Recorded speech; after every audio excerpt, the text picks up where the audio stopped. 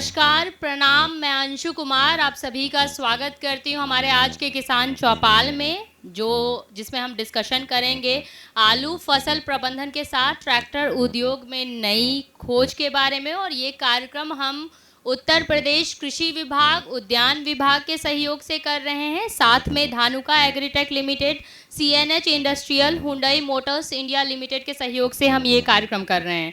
तो मैं स्वागत करना चाहूँगी यहाँ जितने भी हमारे बीच किसान आए हैं, आप सभी का स्वागत है हमारे कार्यक्रम में। और आपको अगर कोई समस्या है, अगर हमारे बीच कई सारे स्पीकर्स जुड़ेंगे जो कि कई सारी अलग अलग चीज़ों के बारे में जानकारी देंगे, तो कोई समस्या है तो आपके पास नोटपैड और पेन है, आप समस्या को नोट कर ले और कार्यक्रम के अंत में हम कोशिश करेंगे कि आपकी समस्याओं का भी समाधान कर सकें। साथ ही में जो भी स्पीकर्स यहाँ पे बोलेंगे, उनके बोलने के बाद आप लोगों से एक सवाल पूछा जाएगा और जो भी सही जवाब देंगे उनको कुछ इनाम दिया जाएगा। तो हम सबसे पहले स्वागत करते हैं हमारे आज के जो मुख्य अतिथि हैं, डॉक्टर विजय कुमार कनौजिया सर हैं, senior scientist and chairman associate director कृषि विज्ञान केंद्र कन्नौज से। डॉक्टर अरविंद यादव से मैं रिक्वेस्ट करना चाहूँगी, सर आप प्लीज़ सर का स्वागत करें। हमारे साथ है GC Katiyar sir, DD agriculture Kannauj Uttar Pradesh से। सर आपका भी स्वागत है हमारे कार्यक्रम में। हमारे साथ है doctor CK Rai sir, senior scientist animal science Krishi Vigyan केंद्र से। सर आपका भी स्वागत है हमारे कार्यक्रम में। CP Awasthi sir, district horticulture officer Kannauj Uttar Pradesh से। सर आपका भी स्वागत करेंगे इस कार्यक्रम में। मिस्टर आवेश कुमार सिंह जी हैं, district agriculture officer Kannauj Uttar Pradesh से। सर आपका भी स्वागत है हमारे कार्यक्रम में। अभिशांक चौहान सर है, plant protection officer Kannauj Uttar Pradesh से। इस कड़ी को आगे बढ़ाते हुए हमारे बीच में धानुका एग्रोटेक के आदरणीय धुरिया साहब हैं। मैं निवेदन करूंगा मैडम से आपका भी सम्मानित करने की कृपा करें। बहुत बहुत धन्यवाद सर। और मैं स्वयं ये अनाउंस करता हूं कि चूंकि ये प्रांगण हमारे निदेशक महोदय का है, मेरा भी हक बनता है कि मैं मैडम अंशु कुमार का स्वयं बुके देकर सम्मानित करना चाहता हूँ। बहुत बहुत धन्यवाद सर। आपका भी स्वागत है हमारे चौपाल में। हमारे साथ हैं रत्नेश पाठक सर, धानुका एग्रीटेक से, DGM branding and advertising. Sir आपका भी स्वागत है हमारे कार्यक्रम में। हमारे साथ हैं miss Sunil Singh ji, CNH industrial से। सर आपका भी स्वागत है हमारे कार्यक्रम में। हमारे साथ है Abhijeet Mishra sir, rural territory sales manager, Hyundai Motors India limited से। सर आपका भी स्वागत है हमारे कार्यक्रम में। कार्यक्रम को आगे बढ़ाते हैं और हम सभी अतिथियों का स्वागत करते हैं। और यहाँ पे जितने भी हमारे किसान भाई बहन हैं, मैं आप सभी का स्वागत करना चाहूँगी एक बार फिर से हमारे कार्यक्रम में। सबसे पहले मैं निवेदन करना चाहूँगी मिस्टर रत्नेश पाठक सर से, DGM है branding and advertising Dhanuka agritech limited से। इनका एक अभियान चल रहा है, इंडिया का प्रणाम हर किसान के नाम। तो हम चाहते हैं सर, इंडिया का प्रणाम हर किसान के नाम क्या है, इसके बारे में आप हमारे दर्शकों को बताएं प्लीज़। सर्वप्रथम मैं धानुका एग्रीटेक लिमिटेड की ओर से आप सभी किसान भाई बहन माता सभी को तहे दिल से प्रणाम करता हूँ। सभी हमारे कृषि वैज्ञानिक, KVKs के हेड, KVKs के कार्यकर्ता और सभी गवर्नमेंट ऑफिशियल्स जो समय निकाल करके हमारे बीच हैं, उन सभी का ख़ास तौर से अभिनंदन करता हूँ। हमने एक अभियान शुरू किया है किसान को सम्मान करने का, किसान को उनके परिश्रम का सही तरीके से प्रणाम करने का। हमारे भूतपूर्व प्रधानमंत्री श्री लाल बहादुर शास्त्री ने एक नारा दिया था, जय जवान जय किसान। जवान जिस तरीके से हमारे देश की रक्षा करते हैं, जिस तरीके से ठंड, गर्मी, बारिश और पता नहीं किन किन विषम परिस्थितियों में वो सभी तरीके से देश की सुरक्षा के लिए हमेशा अडिग रहते हैं, और उनके ही कड़े परिश्रम के कारण हम सब सुरक्षित महसूस करते हैं, रात में चैन की नींद लेते हैं। जिस तरीके से सेना हमारे विस्तार करके हमारे सीमा की रक्षा करते हैं, ठीक उसी प्रकार से हमारे किसान पूरे देश की खाद्यान्न सुरक्षा करते हैं। उनकी वजह से हम सभी का पेट भरता है। तो उनके कड़े परिश्रम का, उनके मेहनत करने का जो जज्बा है, उन सभी को हम तहे दिल से प्रणाम करते हैं। तो जिस तरीके से मैं बोलूँगा, बस एक रिपीट करना होगा आप सभी को, एक साथ बोलेंगे।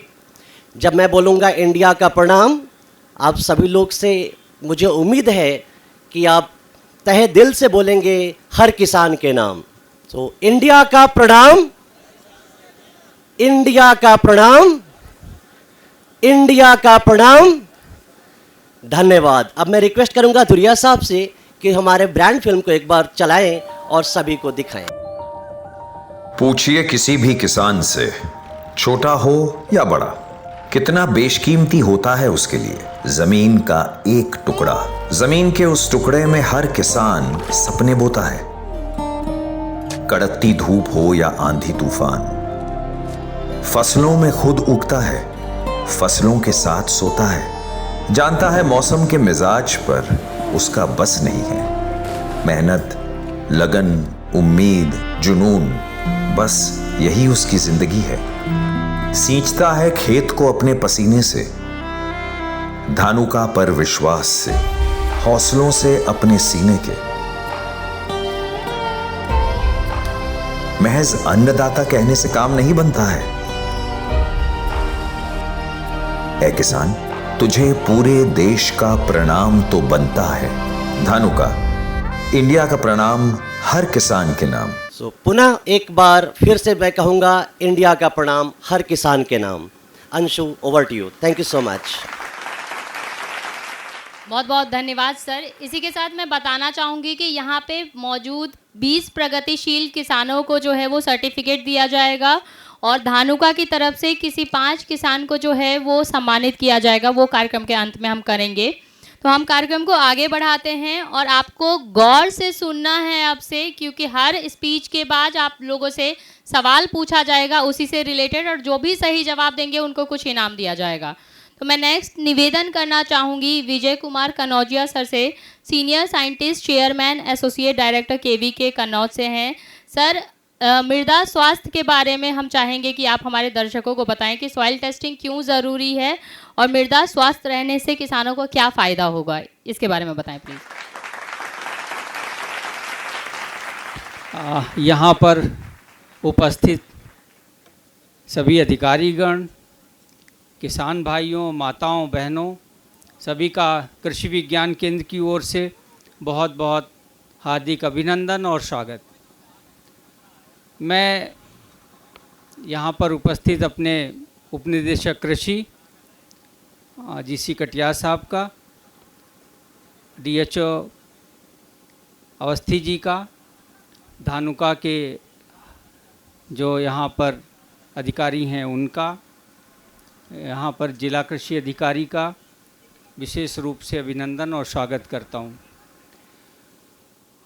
ये जो मैडम हैं अंशु कुमार जी, मैं आपका भी बहुत बहुत अभिनंदन करता हूँ। पहले तो इसलिए कि आपने कृषि विज्ञान केंद्र को चुना इस आयोजन के लिए, दूसरा इसलिए कि जो आपने मेहनत की है इस आयोजन को बहुत अच्छा खूबसूरत बनाने के लिए, उसके लिए, और आपका जो पूरा अरेंजमेंट है, आपकी जो टीम है, उसका भी मैं बहुत अभिनंदन और स्वागत करता हूँ। और आपने जिस तरह से लोगों को स्वागत किया, ये भी एक नए तरीके से है। तो आपको कृषि विज्ञान केंद्र चुनने के लिए और हम सबको सम्मानित करने के लिए भी मैं आपका बहुत अभिनंदन और स्वागत करता हूँ। जो बात है कि मिट्टी, हमारे लिए मिट्टी सबसे ज़्यादा ज़रूरत है। मिट्टी ही आधार है और मिट्टी ही एक तरीके से जीवन है, क्योंकि ज़मीन अगर नहीं है तो आप समझ रहे हैं तो फिर क्या होगा, या तो हवा होगी या पानी होगा या कुछ भी नहीं होगा। ज़मीन है जहाँ जिसके अंदर पानी है, ज़मीन से ही पौधे हैं, ज़मीन पर ही हमारा जीवन, हम रहते हैं, ज़मीन पर ही पशु पलते हैं। यानी जो पूरी सृष्टि है वो ज़मीन की वजह से है। और कई बार ज़मीन को और वातावरण को मिलाकर के, और जो सूरज, चाँद, तारे, सितारे हैं, इनको मिलाकर के हम ब्रह्मांड कहते हैं। पर ये ब्रह्मांड हम तभी कह पाते हैं जब हमारे पास ज़मीन है। अब दूसरी बात आती है कि ज़मीन जितनी अच्छी होगी, हमारी जो चाहे राष्ट्र हो, चाहे व्यक्ति हो, कोई भी हो, पशु हो, कोई भी हो, उसका सीधा असर वहाँ के रहने वाले लोगों पर पड़ता है। जहाँ ज़मीन अच्छी है वहाँ के लोग खुशहाल हैं, उनमें से आप एक हैं, क्योंकि यहाँ की ज़मीन बहुत अच्छी है इसलिए आप खुशहाल हैं। लेकिन अगर आप कहीं ऐसी जगह चले जाएं जहाँ पहाड़ हैं, जहाँ की मिट्टी ऊसर है, जहाँ की मिट्टी में पानी भरता है, वहाँ के लोग आलू नहीं उगा पाते, वहाँ के लोग बहुत टमाटर नहीं उगा पाते, वहाँ के लोग मटर नहीं उगा पाते। तो उनकी जो स्थिति है वो स्थिति बहुत उतनी अच्छी नहीं है जितनी स्थिति आपकी है, और आप छोटे क्षेत्रफल पर अपना काम करके और एक अच्छा जीवन जी पा रहे हैं। मैं मानता हूँ, जब मैं आंकड़े देखता हूँ तो मुझे ये लगता है कि हमारे किसानों के पास बहुत कम खेती है। निश्चित तौर पर आधा एकड़ खेती आपके हिस्से में औसतन है, पर जब मैं गांव में जाता हूं तो छोटे गांव जहां 60-70 किसानों का परिवार रहता है और उसमें 4 ट्रैक्टर 5 ट्रैक्टर लोगों ने अपना रख रखे हैं, तो जो ट्रैक्टर होना गांव में, कभी आज के 20 साल पहले 30 साल पहले गांव में एक ट्रैक्टर होना और रिश्तेदार के घर में एक ट्रैक्टर होना बहुत बड़ी बातें हुआ करती थी। पर आज हम जब गांव में जाते हैं तो 4 ट्रैक्टर 5 ट्रैक्टर, हो सकता है 10 ट्रैक्टर, और जितना बड़ा गांव होगा उस हिसाब से ये समृद्धता है हमारी। जीप और मोटरसाइकिल की तो बात छोड़िए, एक बार मैंने स्टडी की, फिर मैं अपनी बात पे आता हूँ, तो मैंने देखा, मैंने अपने किसानों से बात की, मैंने कहा आज के 10 साल पहले आपके गांव में कितनी साइकिल थी? तो उन्होंने कहा सर इतनी। आज कितनी है? तो इतनी। आज पहले मोटरसाइकिल कितनी थी? इतनी। मैंने देखा कई गुने का अंतर हो गया। क्यों? क्योंकि उसमें तकनीक आई, और उस तकनीक में आलू का बहुत बड़ा योगदान है। अगर हम यहाँ से आलू को हटा दें तो हम पाएंगे कि धान, गेहूँ, और क्योंकि यही फसल है मक्का, इससे कोई बहुत बड़ा फ़ायदा किसान को नहीं मिलता। कई बार आलू उसको फेंकना पड़ता है, पर कई बार आलू वो सारा जितना उसका कर्ज होता है और जाके ट्रैक्टर खरीद लेता है। मतलब ये हालत आलू की, जब 2000 रुपये क्विंटल वो आलू को बेचता है, एक पैकेट 1500 700 रुपये और 1000 में बेचता है, तो हमारे जितने कष्ट हैं वो दूर हो जाते हैं। तो ये आलू जो है हमारा वरदान है, और आज का जो कार्यक्रम है बेसिकली मुख्य रूप से इसी पर है। मिट्टी की जो बात कर रहा था, क्योंकि यही जीवन का आधार है। आप मिट्टी को जितना अच्छा बना लेंगे, एक तो वो बात है कि आपको प्राकृतिक रूप से वरदान के रूप में, धरोहर के रूप में आपको जो ज़मीन मिली है वो आपके पास है, वो अगर अच्छी मिली है तो आप तो बादशाह हैं, राजा हैं, आप राजकुमार हैं। और अगर नहीं मिली है तो आपकी जिम्मेदारी है आप उसको अच्छा बनाएं। अच्छा कैसे बनेगा? आप जानते हैं थोड़ी सी मिट्टी बनने में बहुत साल लगते हैं, हजारों साल लग जाते हैं छोटी सी मिट्टी बनने में, लेकिन जब बरसात होती है ना मूसलाधार, तो वो बह जाती है। जब तक हम इसको नहीं रोकते, ये हमारा पहला प्रयास हो कि हम अपनी मिट्टी को बहने से रोकें। दूसरा बात है कि जब फसल उगाते हैं, मिट्टी की क्यों ज़रूरत है? क्योंकि फसल उगाना है। फसल उगाते हैं तो दो बातें आती हैं। एक आती है कि हम फसल की तरफ ध्यान होता है, ज़मीन की तरफ ध्यान नहीं होता। उसकी जो जुताई करते हैं वो फसल को देख के करते हैं, उसमें जो खाद डालते हैं वो फसल को देख के डालते हैं। धान लगाना है तो क्या खाद डालनी है, गेहूँ उगाना है तो क्या खाद डालनी है, आलू उगाना है तो क्या खाद डालनी, ग्लैडियोलस उगाना है तो क्या खाद डालनी। हमने कभी सोचा कि ये खेत भी कुछ खाता होगा? हमने, माँ आपको रोटी खिला रही, आपने कभी देखा माँ ने क्या रोटी खाई? हम तो खा रहे हैं। माँ कहती है भैया क्या खाओगे, और यही होता है। वो अपने बेटे से, अपने पति से, अपने पिता से ये पूछती है कि आज क्या खाएंगे, तो क्या खाएंगे उसके हिसाब से खाना बनता है अमूमन हमारे घरों में, हमारी जो संस्कृति है। पर क्या कभी हम ये भी देखते हैं कि हमारी जो बेटी है, हमारी पत्नी है, हमारी माँ है, उसने क्या खाना खाया? शायद हम कभी नहीं देखते, और जो देखते हैं वो वाकई बड़े पूज्य लोग हैं और बहुत अच्छा। नहीं देखते तो अब देखना शुरू करें। मैं ये बात कहता हूँ, कभी हमने सोचा कि क्योंकि खाना हम जमीन पैदावार ज़्यादा लेनी है, इसलिए हम क्या कर रहे हैं ना, कुछ भी डाल दे रहे हैं, जो दे दे। कोई कह रहे कि ऐसा करिए कि ये किसी कुछ भी कह दे, मतलब वो हम करने को तैयार हैं क्योंकि हमको पैदावार चाहिए। हो सकता है वो सही भी हो जो आप कर रहे हैं, लेकिन आधार क्या है? मैंने फिर वहीं पर आ जाते हैं जब घूम के, कि अगर मिट्टी अच्छी नहीं है तो आप ताकत अपनी लगाते रहिए, लड़ाई लड़ते रहिए, ठीक है होगा। लेकिन अगर मिट्टी भी अच्छी है और जो आप प्रयास कर रहे हैं, उसको जो भोजन दे रहे हैं अपनी फसल को, वो दोनों जब मिलेंगे, अच्छी मिट्टी और आपके प्रयास, तो आपकी जो पैदावार है, जो आलू आप ले रहे हो कितना 250 कुंटल 300 कुंटल, वो हो सकता है 350 कुंटल और 450 कुंटल भी आलू आप पैदा कर सकते हो। लेकिन वो मिट्टी के बिना, पोषक तत्वों के बिना, अच्छी देख रेख के बिना वो संभव नहीं है। अब बात करते हैं, क्योंकि ये विषय एक्चुअली हमारे जो डॉक्टर हैं, डॉक्टर अरविंद जी का, वो ज़्यादा अच्छा था, लेकिन मुझे जिम्मेदारी दी है तो मैं इस पर बात करनी ही पड़ेगी। मिट्टी में अब एक जो बात छूट रही है, क्योंकि मैं ये यूरिया खाद डीएपी ये क्या है, किसको भोजन दे रहे हैं? फसल को भोजन दे रहे हैं। ये समझो, एक माँ गर्भ धारण करता है तो हम माँ को भी तो भोजन देंगे, या सिर्फ बच्चे को, जो पेट में बच्चा है उसी को भोजन देंगे? माँ को भी भोजन दे। माँ भोजन खाती है फिर बच्चे को मिलता है, इसलिए स्वस्थ बच्चा पैदा होता है। जिस दिन आप माँ को छोड़ देंगे और सिर्फ ये देखेंगे जो गर्भ में बच्चा है उसी को भोजन देंगे, तो माँ की हालत जर्जर हो जाएगी और हो सकता है दोनों ही आपके हाथ से निकल जाएं। हम ये कर रहे हैं, हम अपनी खेती के साथ क्या कर रहे हैं? बच्चे को पाल रहे हैं। और माँ कौन है? धरती माँ। वो धरती माँ को पाल नहीं रहे। धरती माँ को पालने के लिए क्या करना होगा?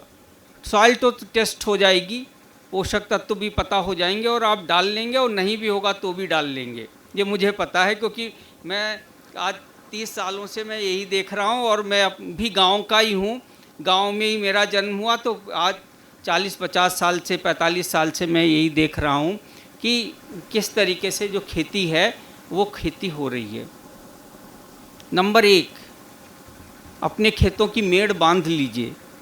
अपने घर में ताला लगा लिया, लेकिन जहाँ से संपदा आ रही है जिस खेत से, उसमें ताला नहीं लगाते, उसमें भी ताला लगाइए। उसका ताला है मेड़बंदी।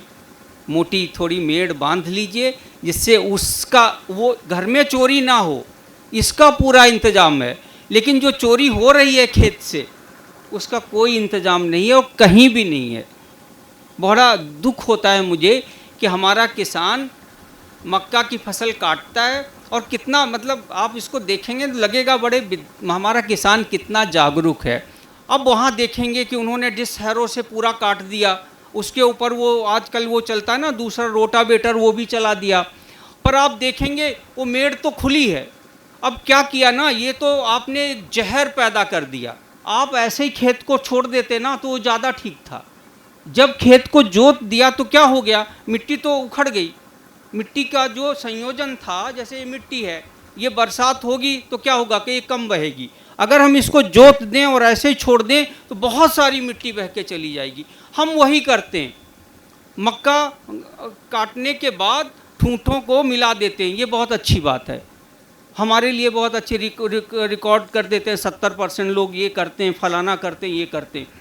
पर मैं जब गांव में जाके देखता हूँ तो मेड़ वो जोत के छोड़ देता है, बरसात होती है और वो, क्योंकि मिट्टी मुलायम है, उखड़ी हुई पड़ी हुई है, वो बह जाती है। तो जो हम करने जा रहे हैं उसके उल्टा हो गया। मैं तो ये कहूँगा भैया कतई मत करो, क्योंकि जो मिट्टी आपकी बह रही है इससे अच्छा है वो जैसे था वो ज़्यादा अच्छा है। हाँ, आप उसको जोत के और खेत की मेड़ छोड़ के, ये तो हम क्या कर रहे हैं, मतलब ये तो हम जैसे होता है ना आत्महत्या कर रहे हैं। तो खेत को रस्सी बांध के उसको मारने के लिए हम तैयार हो गए।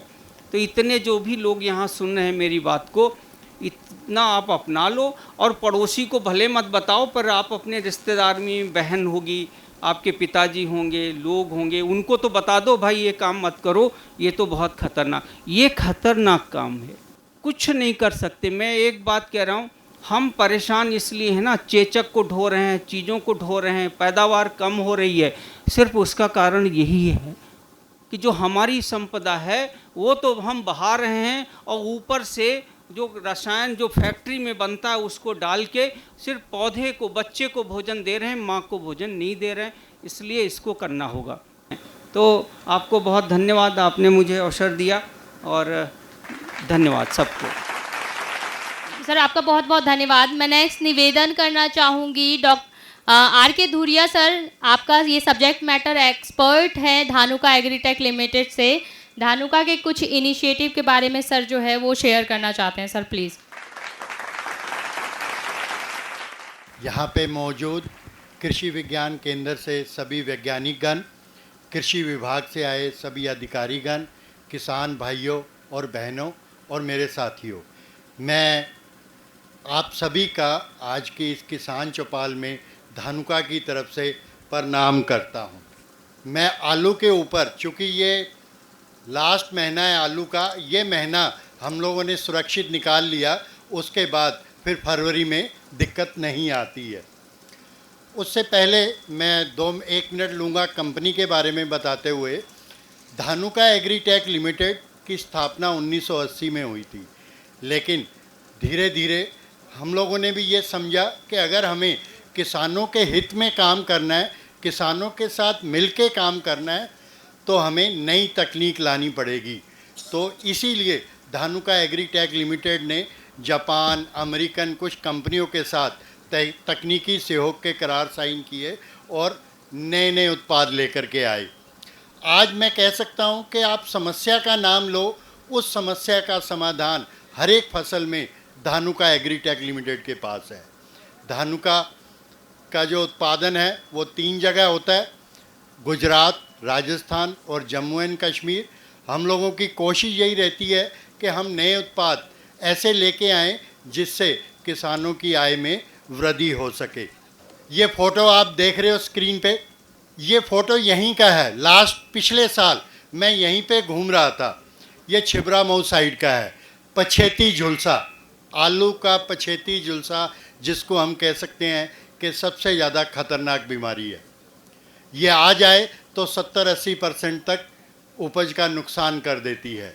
पछेती झुलसा, इसके जो इनिशियल सिस्टम है, पत्तियों के ऊपर, किनारों के ऊपर हल्की क्या कहते हैं कि नमी आएगी और फिर वो ब्लैकिश होते चलेंगे, काले धब्बे पड़ जाएंगे और ये फिर पछेती झुलसा तने पे भी आएगा और फिर पूरा पौधा जाने लगता है।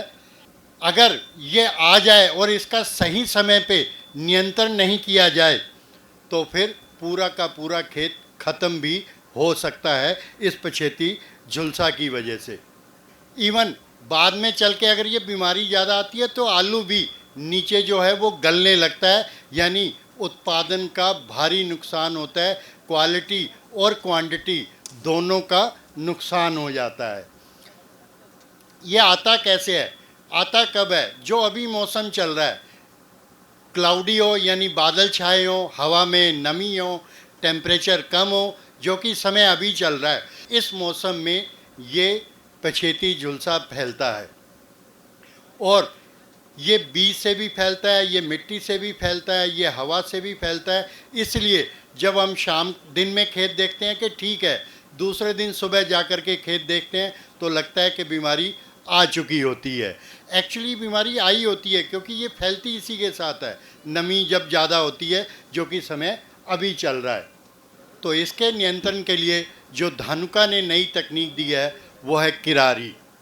किरारी एक जापान का नया उत्पाद है।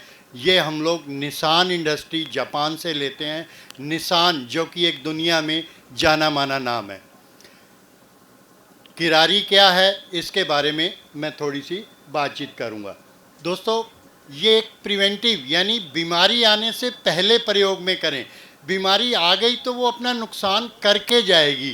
तो आप पछेती झुलसा का चूँकि समय चल रहा है, बीमारी से नुकसान नहीं हो, इसलिए आप किरारी का प्रयोग सही समय है कि आप इसका प्रयोग करें।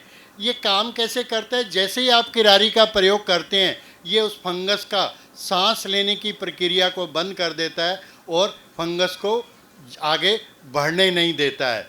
फाइटोटोनिक जैसे ही आप किरारी का स्प्रे करते हैं, चूँकि बाज़ार में जो भी उपलब्ध दवाएं हैं वो आलू की फसल को दबाती हैं, इवन उत्पादन कम करती हैं, लेकिन किरारी एक ऐसा उत्पाद है जो बाकायदा आपकी आलू की बेल को लास्ट तक हरा रखता है, हरापन रखता है, नए कल्ले भी अच्छे निकल के आते हैं।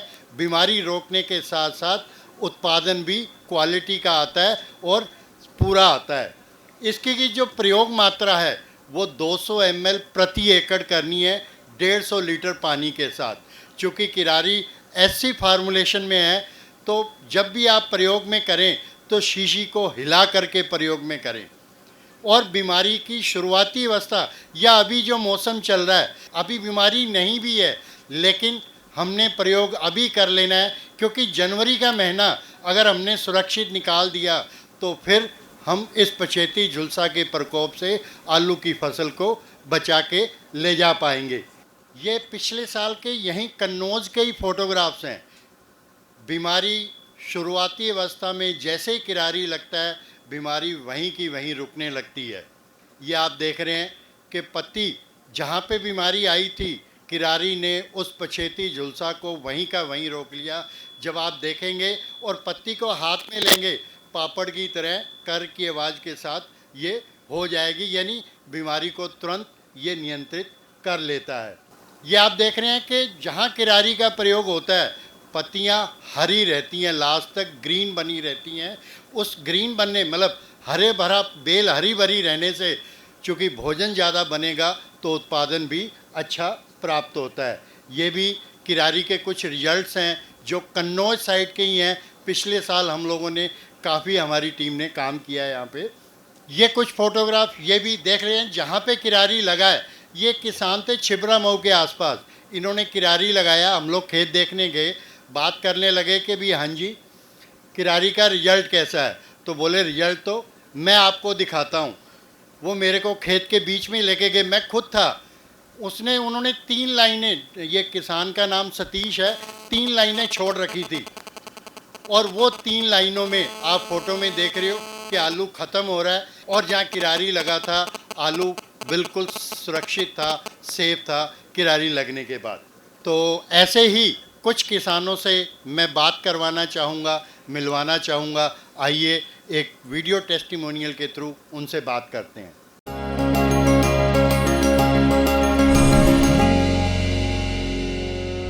नमस्कार, आज हम गांव कपूरापुर में हैं और हमारे साथ में गांव के अग्रणी किसान डॉक्टर रामपाल सिंह जी हैं।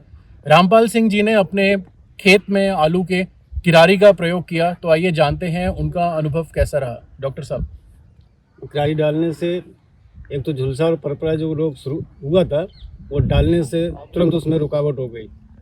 किरारी का आपने प्रयोग कब किया? पहला स्प्रे आपने कब किया? पहला स्प्रे मैंने किया था अभी 1 महीना पहले, जब बरसात हुई है अभी 7 तारीख को, तभी हमने किया। इसके बाद में फिर 12-13 दिन के बाद फिर किया किरारी। तो आपने 2 राउंड किरारी के लिए? 2 राउंड किए।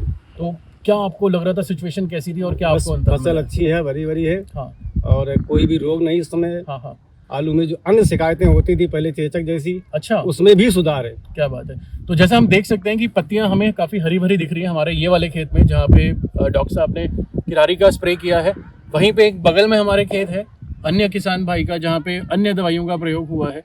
तो साफ अंतर हमें हरेपन में नजर आ रहा है, क्योंकि अगर डॉक्टर साहब आपको पता है हरापन ज़्यादा रहेगा तो भोजन नीचे अच्छा बनेगा, भोजन अच्छा मिलेगा तो प्रोडक्शन अच्छा हुआ। प्रोडक्शन तो आप पूरी तरीके से संतुष्ट हैं?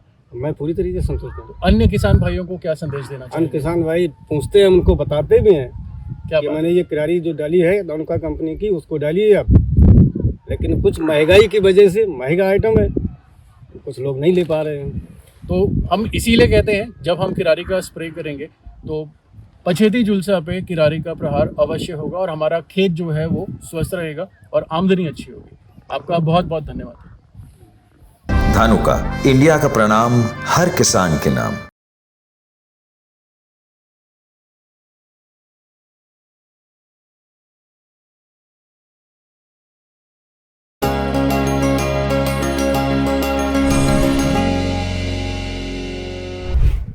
नमस्कार, आज हम अवस्थी जी के साथ में हैं। गांव का नाम है गदौरा।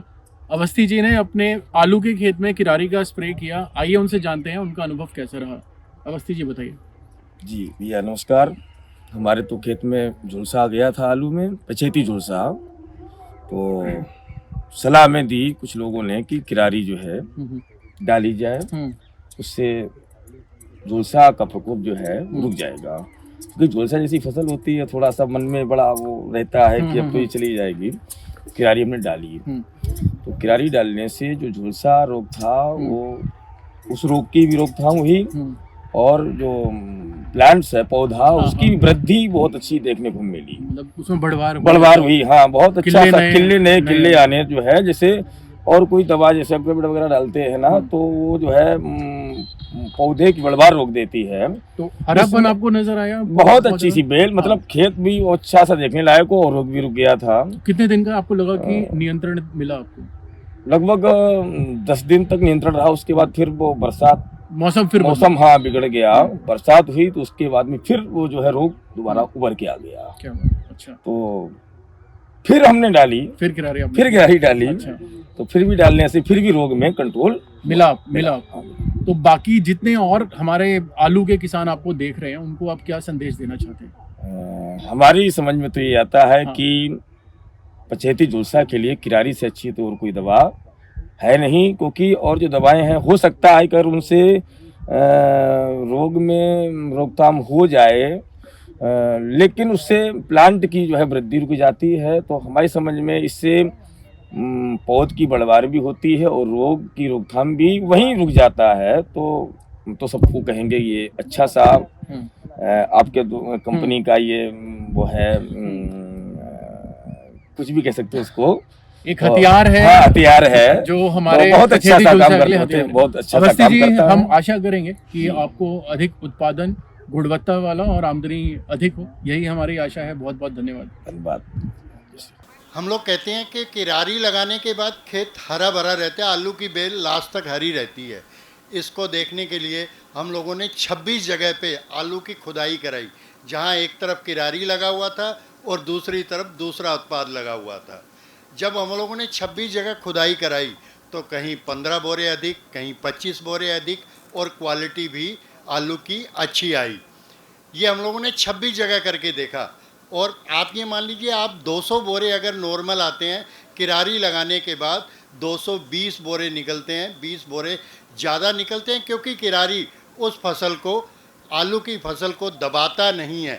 मोटा मोटा मैं ये कहना चाहूँगा कि किरारी आप जब लगाते हो तो ये आपसे कुछ नहीं लेता है, उल्टा दे करके जाता है। तो एक जगह जो हम लोगों ने हार्वेस्टिंग कराई उसका वीडियो देखते हैं।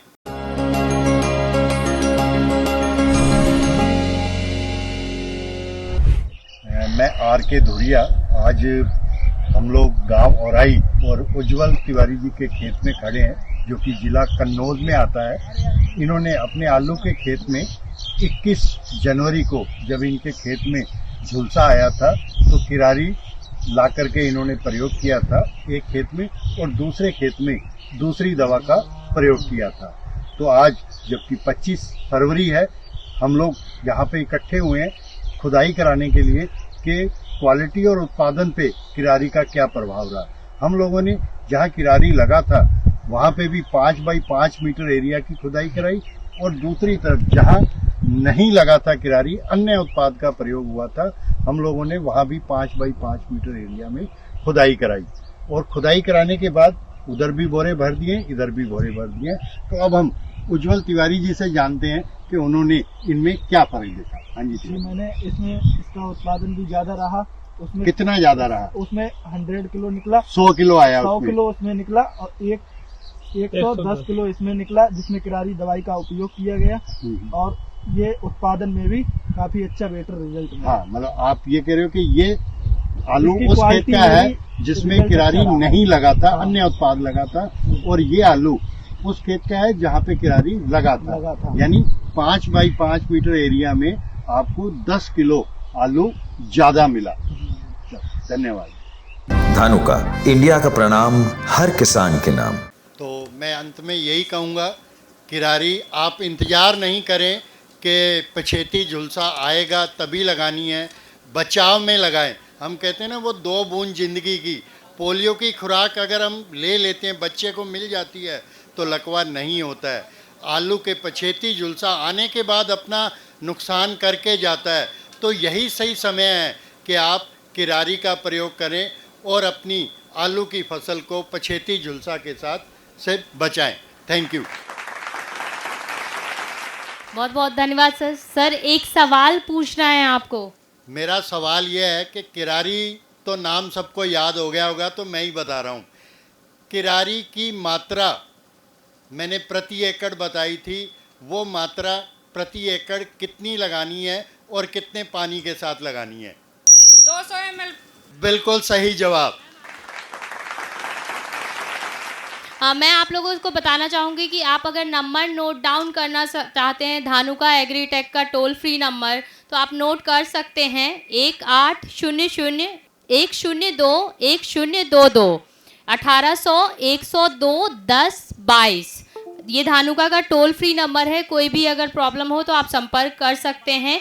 इसके अलावा और भी अगर जानकारी लेना हो तो आप स्टॉल पे जाके जो है वो जानकारी ले सकते हैं। टीम वहाँ पे मौजूद होंगी। आप CNH इंडस्ट्रियल का भी toll free number note down कर सकते हैं 1800-419-0124। तो जैसे कि सर ने बताया, धानुका के बारे में बताया, प्रोडक्ट के बारे में बताया, हम लोग आप लोगों से निवेदन करना चाहेंगे कि जो भी एग्रोकेमिकल हो उसका विवेकपूर्ण इस्तेमाल करें। इसलिए हम मृदा परीक्षण कहते हैं कि टेस्ट करवाएं और जैसे जितनी ज़रूरत हो उसी हिसाब से आप इस्तेमाल करें। कार्यक्रम को आगे बढ़ाते हैं और मैं नेक्स्ट निवेदन करना चाहूँगी सुनील सिंह जी को, जो CNH इंडस्ट्रियल से हैं। ये जो है वो ट्रैक्टर उद्योग में नई खोज के बारे में बताएंगे और न्यू हॉलैंड के जो CNH इंडस्ट्रियल के कुछ प्रोडक्ट रेंज के बारे में बताएंगे। सर आपका स्वागत है हमारे कार्यक्रम में। नमस्कार, मेरा नाम सुनील सिंह है। मैं न्यू हॉलैंड परिवार की ओर से सभी किसान भाइयों का हार्दिक स्वागत और अभिनंदन करता हूं और अपने कृषि विभाग के अधिकारीगण का भी हार्दिक अभिनंदन करता हूं। मुझे एक बहुत अच्छा लगा धानुका जी का इंडिया का प्रणाम हर किसान के नाम। तो एक बार मैं बोलूँगा इंडिया का प्रणाम हर किसान के नाम। CNH industrial India private limited में 12 ब्रांड हैं। ये वर्ल्ड वाइज ग्लोबल जो है हम लोग 200 देशों में काम करते हैं। हमारे पास 53 प्लांट हैं और 50 R&D डिपार्टमेंट है। R&D डिपार्टमेंट वो होता है जहाँ पे हम लोग रिसर्च करते हैं। बेसिकली हमारी कंपनी जो 12 ब्रांड हैं, इवेको इंजन का रिसर्च हम लोग करते रहते हैं। हम देश भर में इंजन देते हैं। मारुति स्विफ्ट डिज़ायर, हुंडई को भी इंजन देते हैं, टोयोटा को भी इंजन देते हैं। अभी हमने टाटा को सारे इंजन देना शुरू किया है। हमने हार्वेस्टर में भी अपने इंजन दिए हैं। शुगर केन हार्वेस्टर है, उसमें इंजन देते हैं। बेसिकली फिएट भी अपना ग्रुप है। फिएट कार के बारे में आप लोग जाने, जीप कंपास, वाल्वो, अर्स्ट्रॉस ट्रक, ये सब अपने ही ग्रुप हैं। इसमें भी हम लोग इंजन देते रहते हैं। अभी कंपनी ने हमने स्लाइड नहीं चल रही है, हमने एक ट्रैक्टर ईजाद किया है 106 हार्स पावर का, जो हाइड्रोजन से चलेगा, मान के चलिए पानी से चलेगा। और हमारे पास complete tractor range 300 horse power, 35 horse power से लेके 750 हार्स पावर तक है। आने वाले फ्यूचर में जो मैकेनाइजेशन है, जैसे शुगर केन हार्वेस्टर है, अभी आप लोगों ने देखा है कि नहीं देखा है, जो गन्ना काटेगी, गन्ना लोड करेगी और आपको कुछ करने की ज़रूरत नहीं। हार्वेस्टर है जो आज की डेट में 24 तरह की क्रॉप कर रही, राई से लेके, मक्का से लेके, गेहूं से लेके सभी चीज़ें हार्वेस्टर हैं। हमारे पास वो हार्वेस्टर हैं जो 24 तरह की क्रॉप करेंगी। और सबसे अच्छी चीज़ है कि जो हमारा हार्वेस्टर है वो 24 घंटे चलेगी। दूसरे जो लोकल हार्वेस्टर हैं वो सिर्फ 8 घंटा चलेगी। होता ये है कि सुबह 10 बजे के पहले खेतों में नमी होती है, रात 6 बजे के बाद खेतों में नमी हो जाती है। लेकिन हमारे में कुछ ऐसे मैकेनाइजेशन लगे हैं जो रात दिन चलती हैं। अभी हम आपको अपने स्टॉल पे ब्रीफ भी करेंगे।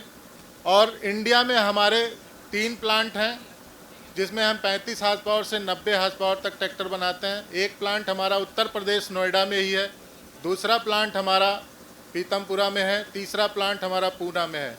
पूना में हम शुगर केन हार्वेस्टर बनाते हैं और पीतमपुरा में हम बेलर बनाते हैं। बेलर का नाम आप लोगों ने सुना है, ये एक बहुत बड़ी समस्या का मैकेनाइजेशन है, पराली, जिसे खेतों में लोग जला दिया करते थे, जिससे गवर्नमेंट ने बैन भी किया है कि आप जलाया नहीं जाएगा, आपको उस पर पेनल्टी भी लगेगी। तो बेलर के बारे में मैं ज़्यादा नहीं बताऊंगा। फ़िलहाल मैं यहाँ पे पोटैटो की बात हो रही थी, तो कुछ हमारे ऐसे भी ट्रैक्टर हमने बनाए हैं 35 हार्स पावर से 45 हार्स पावर 50 हार्स पावर तक, जो टायर साइज आपके पोटैटो में 48 बिट या 56 बिट की चाहिए, तो ट्रैक्टर को एडजस्टेबल बनाया है। फ्रंट एडजस्टेबल ही आप कर सकते हो, टोटर को आगे से ट्रैक्टर को छोटा बड़ा कर सकते हो अपनी बिट के हिसाब से, पीछे भी कर सकते हो अपनी बिट के हिसाब से। और हमने पावर स्टीयरिंग दिया है आपके कंफर्ट को देखते हुए, सुपर सीट दिया हुआ है, लग्जरी सीट दिए हैं आपको अप डाउन साइड लोअर करने के लिए। दूसरा, हमने 7 प्रकार की आपको पीटीओ दी है। एक ही ट्रैक्टर में अमूमन आप देखते होंगे कि एक पीटीओ या 2 पीटीओ होती है। पीटीओ क्या आपका, जैसे आप स्टैंडर्ड पीटीओ 540 आरपीएम पे आप पीछे कोई भी जैसे रोटावेटर चलाते हैं या कुछ भी चलाते हैं। एक हमने इकोनॉमिक पीटीओ दिया। इकोनॉमिक इंग्लिश का एक शब्द है कम खर्चीला। कम खर्चीला मतलब उस गियर में लगा हुआ, उस गियर को चेंज कर देंगे तो जहां ट्रैक्टर 1800 आरपीएम पे चल रहा था अब 1300 आरपीएम पे चलेगा। तो होता क्या है, जो ये आरपीएम ड्रॉप हो रहा है, 500 चक्कर जो आपके पिस्टन के बच रहे हैं, हर आरपीएम पे फ्यूल का छिड़काव होता है। तो अमूमन आपका ट्रैक्टर 4 लीटर खा रहा था, अब आपका ट्रैक्टर 2 से 2.5 लीटर खाएगा इकोनॉमिक पीटीओ पे। तीसरा, हमने रिवर्स पीटीओ दिया है उसी ट्रैक्टर में कि आप चलते हुए ट्रैक्टर में ट्रैक्टर को रोक के रोटावेटर उठा के उसको सफाई न करें, वहीं से आप रिवर्स पीटीओ कर लें। ड्रिल मशीन आप लगा रहे हैं तो अगर रिवर्स पीटीओ की ज़रूरत पड़ेगी, ड्रिल कर रहे हैं, किसी चीज़ को छेद कर रहे हैं, तो उसी रास्ते से वापस नहीं आएगा। आपका थ्रेशर चल रहा है, थ्रेशर में भी आप बैठे बैठे ट्रैक्टर में उसको रिवर्स पीटीओ करके थ्रेशर को साफ़ कर सकते हैं, आपको उतरना नहीं पड़ेगा। दूसरा, हम लोग डबल क्लच दे रहे हैं। डबल क्लच में ये है कि चलते हुए ट्रैक्टर में ही इम्प्लीमेंट को बंद कर लो और चलते हुए इम्प्लीमेंट को ट्रैक्टर में बंद कर लो। आपको कभी भी ट्रैक्टर से ऊपर उतर के इम्प्लीमेंट को नहीं बंद करना होगा, ना कभी इम्प्लीमेंट से ट्रैक्टर में उतरना होगा। लोग बोलते हैं हमारे में डबल क्लच है, डबल क्लच नहीं, वो डुअल क्लच होता है। लोग बोलते हैं कि आधा दबाओ तो सिंगल क्लच, पूरा दबाओ तो डबल क्लच, तो वो नहीं, अपने में इंडिपेंडेंट लीवर लगा है। जब भी आपको सिंगल क्लच चाहिए, डबल क्लच चाहिए, आप उसका यूज़ कर सकते हैं। चलिए फिर इसके साथ मैं अपना जो है बात को समाप्त करता हूँ। धन्यवाद। अभी स्टॉल पे जो भी आपकी क्वेरी होगी हम लोग वहाँ पे आके डिस्कस कर लेंगे। बहुत बहुत धन्यवाद सर। मैं चाहूँगी जो भी आपने सर बताया उससे थोड़ा एक सवाल जो है वो पूछिए। ट्रैक्टर में हमने अभी कुछ स्पेशल फीचर्स बताए थे, एक स्पेशल फीचर्स का नाम बताइए। आइए। कन्हैया तिवारी नाम है मेरा। डबल क्लच का जो इनके में लीवर है वो ट्रैक्टर का एक विशेष फीचर है। उसमें हमारे लोगों के जो ट्रैक्टर हैं वो डबल क्लच हैं, जो एक बार क्लच लगाओ तो चलने वाला गियर लगता है और जो पूरी दबाएंगे तो क्वाड्रा पीटीओ का गियर लगता है। इनके में लीवर है। बहुत बहुत धन्यवाद सर। मैं नेक्स्ट निवेदन करना चाहूँगी, हमारे साथ जो हमारे आज के स्पॉन्सर भी हैं हुंडई मोटर्स इंडिया लिमिटेड से, mister Abhijeet Mishra sir, rural territory sales manager है। ग्रामीण क्षेत्र के लिए हुंडई की कुछ रेंज है उसके बारे में सर बताएंगे और आपको गौर से सुनना है क्योंकि अभी कुछ ही स्पीकर्स बचे हुए हैं और तो उससे रिलेटेड जो है वो सवाल पूछे जाएंगे आपसे। मैं स्टार्ट करना चाहूँगा 2-3 चीज़ों से जो मैं तैयार नहीं करके आया था। पहली चीज़, एक तो जो आलू की सब्ज़ी जो मम्मी बनाती थी बड़े टेस्ट से, आज देख के मालूम पड़ रहा है कि उसमें आधी तो महिलाएं भी इंक्लूडेड हैं जो गाती हैं, तो उनके लिए तालियां। दूसरी चीज़, हम लोग टेक्नोलॉजी पे ज़्यादा ही डिपेंडेंट हैं, तो इनको देख के समझ में भी आता है कि बिना पढ़े, इवन डॉक्टर साहब को भी देख के समझ आए कि बिना देखे बिना पढ़े भी बोलना उतना आसान नहीं है। और तीसरी चीज़, मैं अपना टाइम इनको देना, डॉक्टर साहब को देना चाह रहा था, but I have to take it. तो मैं हुंडई की तरफ से आप सभी का स्वागत करता हूँ। आप लोग शायद हुंडई की क्रेटा गाड़ी से इस कंपनी को बिल्कुल पहचानते होंगे, तो थोड़ा सा मैं कंपनी के बारे में बताता हूँ। अगर आपको स्क्रीन पर दिखाई दे रहा है, तो दुनिया की कुछ बड़ी बड़ी कंपनियाँ जैसे फोर्ड है, general Motors, Suzuki, Nissan, Toyota, इसमें हुंडई सबसे यंग कंपनी है, सबसे उम्र में छोटी कंपनी है, 55 साल पुरानी कंपनी है। बट आज की डेट में ये दुनिया की तीसरी सबसे बड़ी कंपनी है, हुंडई किया, और भारत में ये दूसरे नंबर पे है मारुति के बाद। तो इतने कम समय में ये कंपनी इतनी बढ़ गई, लोगों ने इसको सराहा, एक्सेप्ट किया, चाहा। इसके पीछे कुछ कारण हैं, और वो कारण है कि ये कंपनी कम पैसों में अच्छी से अच्छी टेक्नोलॉजी, सबसे ज़्यादा सेफ्टी, लेटेस्ट टेक्नोलॉजी आपको देती है। और यही वजह है कि 182 देशों में आज हुंडई बहुत अच्छा कर रही है। 1996 में चेन्नई में इस कंपनी का शुरुआत हुआ था और 1998 से ये कंपनी प्रोडक्शन कर रही है। सेंट्रो से स्टार्ट हुई थी और कल ही इन्होंने इलेक्ट्रिक व्हीकल आयनिक लॉन्च करी है। अगले हफ्ते ऑरा और नियोस, ये भी आपको मैं दिखाऊंगा, ये गाड़ी लॉन्च होंगी। आप लोग सब दुनिया के सबसे पहले ऑडियंस होंगे जिनको ये गाड़ी दिखेगी। अगर हम ऐतिहासिक तौर से देखें तो मारुति और महिंद्रा ये कंपनियां थीं जो रूरल मतलब ग्रामीण भारत में सबसे ज़्यादा चलती थी। बट आज आप लोग जैसे जैसे इंटरनेट का इस्तेमाल कर रहे हैं, देख रहे हैं कि क्या क्या चीज़ें आती हैं। अब एक एस्पिरेशनल मॉडल बोलते हैं इसको, कहते हैं मेरी अगली गाड़ी कौन सी होनी चाहिए। आज जितनी भी रिसर्च होती है उसमें हुंडई सबसे ज़्यादा चाही जाने वाली गाड़ी आती है, इसलिए आज हुंडई नंबर 2 पे आ गई भारत में। इसके अलावा हुंडई भारत की सबसे ज़्यादा एक्सपोर्ट करने वाली गाड़ी भी आती है। इसका मतलब ये कि पिछले 25 साल में कोई भी कंपनी इसको पीछे नहीं छोड़ पाई है। ये हुंडई के नाम से भले जानी जाती है, बट भारत का एक अकेला ऐसा प्रोडक्ट जो कि दुनिया में सबसे ज़्यादा एक्सपोर्ट होता है कार में, वो हुंडई है। तो आप इससे समझ भी सकते हैं कि दुनिया भर के जो भी मानक होते हैं, स्टैंडर्ड होते हैं अच्छे से अच्छे, उस पर भारत का जो बना हुआ प्रोडक्ट है उसमें हुंडई सबसे ऊपर आता है। अगर मैं रूरल या ग्रामीण नेटवर्क की बात करूं तो हमारे पास करीब 600 ग्रामीण आउटलेट हैं सेल्स के और 97% जिलों में हुंडई अवेलेबल है। तो किसी ज़माने में जहां आदमी को लगता था कि विदेशी गाड़ी है, मैं लूँगा, इसको कहाँ सर्विस कराऊँगा, कहाँ ले जाऊँगा, ऑलमोस्ट पूरे भारत में अब आपके आसपास कहीं ना कहीं हुंडई का सर्विस नेटवर्क भी है। आपके यहाँ कन्नौज में तिरुपति हुंडई अवेलेबल हैं, ये 2005 से हैं। इन्होंने 17,000 गाड़ियाँ अब तक बेच चुके हैं हुंडई की। इनकी 5 वर्कशॉप हैं और 2 बॉडी शॉप भी हैं, तो आपके पास में है। अगर मैं गाड़ियों की बात करूं तो हुंडई का जो गाड़ियां हैं सबसे ज़्यादा पोर्टफोलियो है जिसको हम बोलते हैं, छोटी से लेकर बड़ी से बड़ी गाड़ियां, टैक्सी, पेट्रोल, डीजल। आज की डेट में ज़्यादातर कंपनियों के पास वो टेक्नोलॉजी भी नहीं है कि डीजल बना सके। हुंडई एक कंपनी है जो डीजल भी बनाती है, सीएनजी भी बनाती है, पेट्रोल भी बनाती है। इनफैक्ट अभी जैसे बात हो रही थी हाइड्रोजन, इवन हाइड्रोजन की कार और हाइड्रोजन ट्रक भी हम लोग बनाते हैं। भारत में अभी नहीं मिलता, बट हो सकता है कि आगे चल के वो भी आ जाए। ये नियोस गाड़ी है जो कि 20 तारीख को लॉन्च होगी। मैंने वैसे बताया कि आप दुनिया के पहले लोग हैं जो इस गाड़ी को एक पब्लिक मंच पर देख रहे हैं। ऑटो एक्सपो में आ गई है गाड़ी, बट ये अगले हफ्ते आ जाएगी। तो इसमें कुछ नई चीज़ें हैं जो कि इस सेगमेंट में, जैसे स्विफ्ट वगैरह आती हैं गाड़ियाँ, कहीं नहीं आती, जो कि इसमें दी गई हैं। जैसे इसमें क्रूज़ कंट्रोल दिया गया है। क्रूज़ कंट्रोल मतलब जैसे आपने गाड़ी को 60 पे करके हाईवे पे छोड़ दिया, अब ये गाड़ी 60 पे चलती रहेगी, आपको ना एक्सीलेटर दबाने कुछ नहीं, आप आराम से बैठिए, चलती रहेगी। इस गाड़ी में पहली बार 6 एयर बैग दिए गए हैं। 2 एयर बैग छोटी गाड़ी में आते हैं, पर अब इसमें 6 एयर बैग दिए गए हैं। साइड से भी टकराने पर भी आपकी हेल्थ और जीवन की सुरक्षा होगी इसमें।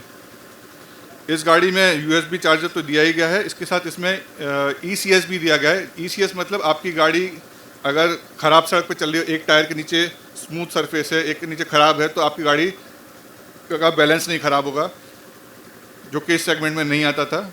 इस गाड़ी में TPMS दिया है। TPMS होता है आपकी गाड़ी का में हवा का जो प्रेशर है टायर में, वो बताता है कितना है। एक्सीडेंट होने का हाईवे पे मेन कारण यही होता है कि आपकी हवा का प्रेशर ज़्यादा हो जाता है और टायर फट जाता है। तो जैसे ही प्रेशर ज़्यादा होगा, ये आपको बताएगा कि आपकी गाड़ी में प्रेशर ज़्यादा है, इसको आप सही कर लीजिए, तो समय रहते आपका एक्सीडेंट होने से बचा सकता है। ये हमारी औरा गाड़ी है जो कि जिसमें डिग्गी भी आती है। ये गाड़ी भी 23 तारीख को लॉन्च होगी, अगेन आपके लिए सबसे पहले, क्योंकि आप लोग आए हैं। ये तो कंपनी के बारे में था। अब मैं छोटा सा जो बात करना चाहूँगा वो ये है कि हम, जो कि मेरे दिल के बड़े करीब है, क्योंकि किसी ज़माने में मेरे को भी गाड़ी खरीदना नहीं आता था। जब मैंने इंडस्ट्री ज्वाइन करी 10 साल में, मेरे को धीरे धीरे समझ में आया कि गाड़ी खरीदी कैसे आती है। तो जनरली हम लोग बात करते हैं, वो करते हैं गाड़ी का दाम कितना है, क्या हम इसको ले सकते हैं कि नहीं। फिर बात होती है गाड़ी की क्षमता कितनी है, गाड़ी को चलाने की लागत कितनी है, सर्विस कॉस्ट कितनी है। जब गाड़ी हम बेचेंगे तो उसका पुनर्विक्रय मूल्य क्या है। और सबसे ज़्यादा जो हम देखते हैं वो है गाड़ी का शक्ल सूरत, उसका रूप कैसा है। उसी के बेस पे हम ये डिसाइड करते हैं कि हमको कौन सी गाड़ी खरीदनी है। या एक रीज़न ये हो सकता है कि हमारे पड़ोसी के यहाँ खड़ा है, वही खरीद लाते हैं। पर जो सबसे इम्पॉर्टेंट चीज़ होती है वो होती है गाड़ी आपकी सुरक्षित कितनी है। हम गाड़ी कैसे खरीदते हैं कि दाम, क्षमता और कॉस्ट ये देख लेते हैं। बट जब सुरक्षा की बात आती है तो ना हम खुद सोचते हैं, ना हम अपने डीलर से पूछते हैं कि भैया इस गाड़ी में मेरा परिवार कितना सुरक्षित है। अब सुरक्षा की बात मैं क्यों कह रहा हूँ, इसका ये एग्जाम्पल है कि जैसे हम अब सुरक्षा की बात करते हैं कि आपको सबसे सुरक्षित जगह कौन सी लगती है, तो ज़्यादातर आदमी कहता है मेरे को अपना घर सबसे सुरक्षित लगता है, क्योंकि इस घर को मैंने ईंट पत्थर अपनी मेहनत से ढूंढ के बनाया, इसमें जो भी बिजली का तार लगाया, जो भी डिवाइस लगाए मैंने खुद चूज़ करे, और ये सबसे सुरक्षित है। और उस घर में कौन रहता है? आप, आपके बीवी, बच्चे, माँ बाप, दोस्त। यही चीज़ आपकी गाड़ी के लिए भी सच है। इसमें गाड़ी में कौन चलता है? आप, आपके माँ बाप, बीवी, बच्चे, कई बार आप दोस्त के साथ जाते हैं। तो जितना सुरक्षित आपका घर है उतनी ही सुरक्षित आपकी गाड़ी क्यों नहीं होनी चाहिए। तो जब हम गाड़ी खरीदने जाते हैं तो हम 3-4 कंपनियों में जाते हैं कि भाई इसका दाम कितना है, इसका दाम कितना है। अमूमन 50,000 के आसपास के दाम के फ़र्क की वजह से हम एक सस्ती गाड़ी खरीद लेते हैं। किसी से भी अगर मैं पूछना चाहूँ कि सर अगर आपकी फैमिली का जीवन का मूल्य क्या है, तो कोई क्या जवाब दे सकता है? कोई जवाब देना चाहेगा? 10,000, 20,000, 50,000, लाख, करोड़?